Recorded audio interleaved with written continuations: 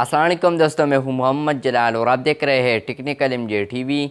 दोस्तों, आज की इस वीडियो में हम आपको ट्विटर के एक न्यू अपडेट के बारे में बताएंगे, लेकिन उससे पहले अगर आप चैनल पर नए आए हैं तो चैनल को सब्सक्राइब फ्रेंड्स। ट्विटर पर जो न्यू अपडेट आया है तो उस अपडेट का नाम है रिमूव दिस फॉलोअर। पहले ये होता था जब हमें कोई ट्विटर पर फॉलो करता था और वो हमें पसंद नहीं था तो हम उसको डायरेक्ट ब्लॉक कर देते थे, लेकिन अब यहाँ पर ट्विटर ने एक ऑप्शन को ऐड किया है रिमूव दिस फॉलोअर का।